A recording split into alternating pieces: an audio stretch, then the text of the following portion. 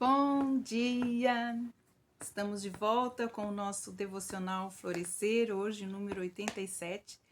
E temos hoje um dia tipicamente sulino, né? Sem sol, com frio, né? Hoje pode ser o dia mais frio aqui em São Paulo, Mogi das Cruzes. E nós vamos continuar então falando sobre a vinha do nosso Pai. Hoje nós vamos falar de um assunto que foi, adiado até o dia de hoje, que é a poda. Em João capítulo 15, versículo 2, nos diz assim: toda vara em mim que não dá fruto, atira e limpa, e toda aquela que dá fruto, para que dê mais fruto. João capítulo 15, versículo 2. Nós estamos falando, sobre o inverno, a estação do inverno, e o que acontece então na vinha do nosso Pai no inverno. A metade da estação de inverno, todas as folhas já estão secas na vinha, já caíram e somente as canas permanecem. A seiva diminui, havendo então praticamente uma pausa, um repouso, um descanso, como nós vimos no nosso devocional de ontem. Agora o trabalho do inverno, qual seria o trabalho então do lavrador nesse inverno? Então, dá-se início a uma atividade principal a desempenhar então o agricultor, sendo a única entre todo o ano que é especificamente mencionada então em João capítulo 15. Provavelmente Jesus estava passando no inverno, por aquela videira, e o que ele observou, então ele trouxe então essa lição preciosa para os seus discípulos a respeito então do relacionamento íntimo com o Pai. Então nós estamos aqui e nós vamos continuar falando a respeito disso. Não é de causar surpresa, uma vez que nada terá maior impacto sobre a saúde e a frutificação da videira do que a poda. Na maior parte do tempo, o lavrador cuida da videira, protegendo contra os insetos, os elementos que poderiam destruí-la. Porém, na poda, ele corta, ele molda a videira para fazê-la mais frutífera possível. Uma vinha no inverno, na verdade, é um arranjo de varas queimadas de sol que se desenrolam então na videira como fontes danificadas. Emergindo na primavera anterior com aspirais verdes, flexíveis, torna-se agora então em hastes de madeira que se atiram desordenadamente para todos os lados, então acompanhando o comprimento de cada cana. Pequenos brotos marrons, cujo tamanho é aproximadamente o tamanho de uma borracha para apagar escritos a lápis, crescem vários centímetros por toda parte. Dentro desses pequenos brotos já se formam cachos de frutas para o próximo ano. Cada broto contém um cacho primário completamente formado, embora em tamanho microscópico. Cada broto também contém um ou dois cachos secundários que brotarão se algo danificar o primeiro. O problema é que existem muitos cachos para serem carregados pela videira de modo bem sucedido a colheita. Cada vara tem 25 cachos e é algo como 40 e 70 varas em cada videira. Então, as varas que estão em excesso devem ser cortadas. Corte, corte, corte. As tesouras podam as videiras, reduzindo o número de varas apenas a 5. E tudo que a videira será capaz é tudo aquilo que a videira será capaz de carregar ou suportar até o próximo ano. As varas cortadas são organizadas em pilhas, arrastadas então para o meio das fileiras, onde serão trituradas como adubo. É um período de tempo bastante pequeno, a videira é radicalmente transformada de uma confusão em um caos a uma forma simples, mas imponente, com 5 varas, graciosamente que se vergam no céu do inverno. O processo da poda não é isento de desconforto para a videira. Nos lugares onde as varas são cortadas, as feridas permanecem abertas. Elas, contudo, serão cortadas cedo o bastante, pois a seiva não está mais fluindo e, por esta razão, não está drenando a força da videira. E doenças e pestes que poderiam, então, infectar essas feridas que estão adormecidas. Esta é a razão pela qual a poda só pode ser realizada com segurança e durante o inverno. Para que se pode a videira sem danificá-la, o trabalho deverá ser feito após ser, então, a seiva diminuído a sua atividade e a videira estiver em repouso. Dano? Sim, a poda é uma destruição organizada. É uma cirurgia da mais alta ordem, a menos que a vara esteja em repouso. Quando o processo tiver início, este corte será capaz de destruí-la. Ela precisa estar em repouso e descanso para que não seja destruído no momento da poda.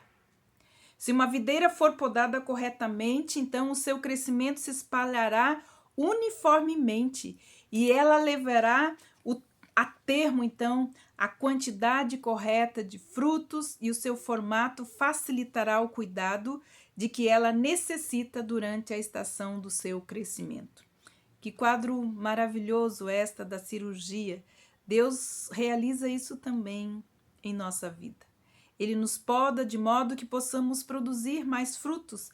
Ele corta apenas a desordem da nossa vida. Sim, nos fere, mas estas são feridas feitas por um amigo, que corta de modo macio e terno. Ele nos poda enquanto estamos descansando em um ambiente em que estamos sendo refrescados pela sua presença. Então as feridas não são mais tão dolorosas e também não é provável que possam ser usadas pelo inimigo para gerar qualquer tipo de amargura ou de rebelião. Toda vara em mim que não dá fruto, eu tiro limpo, e toda aquela que dá fruto para que dê mais fruto. E assim ele corta.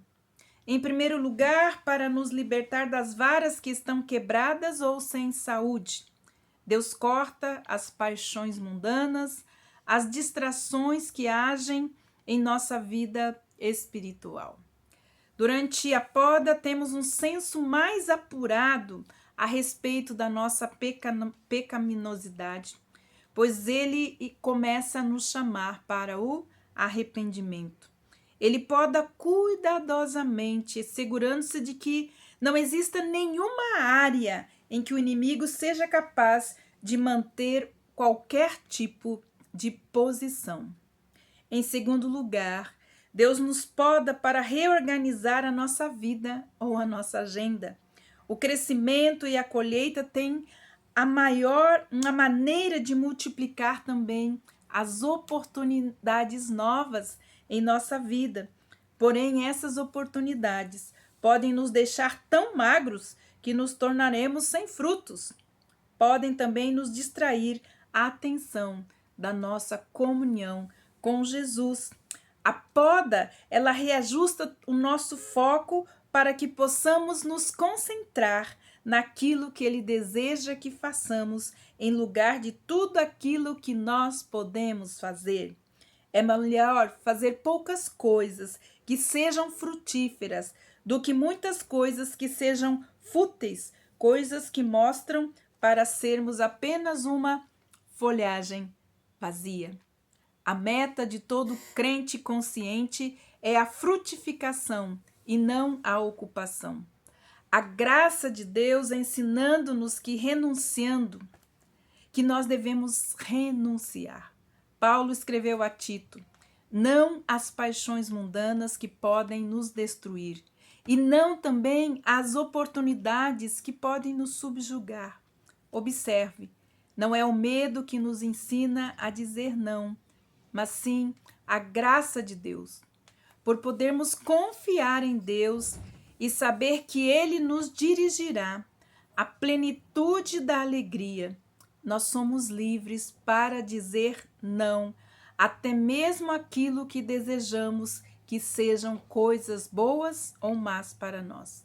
Existem coisas demais acontecendo para sermos capazes de participar de todas elas. Nós precisamos nos limitar a enfocar em algumas poucas coisas e naquelas que Deus realmente nos chamou para fazer. Este é o único modo de nós sermos frutíferos. Nós devemos nos aproximar de Deus nesta estação de quietude, nessa estação de descanso e deixarmos que Ele mesmo nos mostre os seus planos, pois a sua graça nos ensinará a dizer não àquilo que não será frutífero e para a glória de Deus em nossa vida. A vida daqueles que ouvem a Deus não é um furacão de atividades, mas uma vida que possui foco. A poda feita por Deus resulta em simplicidade, em poder, em alegria. Ela traz a realização da frutificação. Então, queridos irmãos, não resistam a esta poda, pois ela é a chave para a sua realização e para a sua frutificação. Que Deus abençoe cada um de vocês. E antes de terminar esse devocional, eu quero fazer um agradecimento muito especial a uma pessoa muito especial que me trouxe a vida, que é a minha mãe, Dona Aurilda de Lima Santos. Eu sei que ela está me ouvindo e eu quero agradecer a Deus porque eu estou aqui, porque um dia ela tomou uma decisão muito séria na sua vida. Ela teve que decidir, ela não poderia mais ter filhos e ela teria que impedir então que eu viesse ao mundo. Mas ela decidiu abrir mão da sua própria vida e me dar então a oportunidade de nascer. Então eu nasci porque ela tomou uma decisão muito importante. E eu agradeço pela vida dela, na minha vida, sou muito grata pela vida da minha família, sou muito grata a Deus pela vida dos meus amigos, dos meus irmãos, da minha igreja, e que Deus abençoe vocês. Eu sou exatamente quando minha mãe, ela me ofereceu a Deus como uma oferta a Deus, e é assim que eu me sinto, uma oferta, e eu sou dele e ele é meu. E eu sou muito grata a Deus e agradeço a Deus então pela vida da minha mãe, da minha família, dos meus amigos, da minha igreja e dos meus irmãos. Deus abençoe vocês e até amanhã com o nosso Devocional Florescer.